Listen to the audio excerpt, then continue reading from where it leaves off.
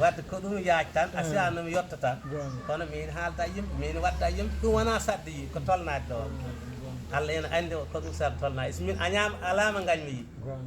ɗum waɗi Ibou mi weltima jiidugel men kadi ne komi pullo ma komi sehil ma bandiraɓe on nani oɗo woni Malick Oumar Bayal gorko pullo mo ganduɗa hoorema kala naalanke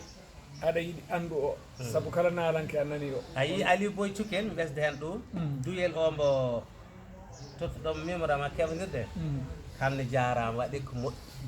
so tawi enen andi nafoore walla jiɗodiral ala ɗo natta hen saabu inami andi kamne mbiya ɗum mi yetti ɗum Aliou Boy Cuken ko naalan kam min jiɗodiri jiɗmi ɗum gila mi yiyani ɗum comme nene mbaɗɗuɗen ha kam ina rimi ƴeɗɗo fiimi kisa sabu neɗɗo so inna rima tan o gaañi e on ko sehilam aduna fof on andi ɗum kam ni mi salmini ɗum hen kala naalanke mo jiiɗa tan Saloum Waala Jolof Rendo kala mo jiiɗa naalanke Malick Oumar Bayal salminima e dow Ibou Ndiaye jiidugol amen tam mi salmini kala naalanke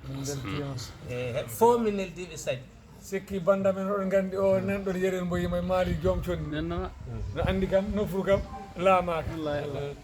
ko ɗum yettere Allah noon nde garɗen hannde tawɗen ɗo galle mum Mbour mbaɗɗen mum ɗo banda kewɗo kaalis ko kaalis o heewi fof ko yiidugol ngol ɓuuri wel sabu mi ari galle mum Lumbol mi tawani ɗum ɗon mi ari galle mum Tiwawon mi tawani ɗum ɗon ndeke hunde fof ma timma hay ɓiɗɗo so motani so jibinama wurata nden kala ko jiiɗa neɗɗo heppat kono nde arata ara gueɗe tati noon ɗe jenggal ladde kono ɗe mbaalata ko wiyete ko arsuke konngol mawɗo babba nayeya gongade e jenggal ladde kono waala ma jofde seydi sowa min beltima beltima min ñaguima duuɓi juɗɗe baddane amin sowa jarama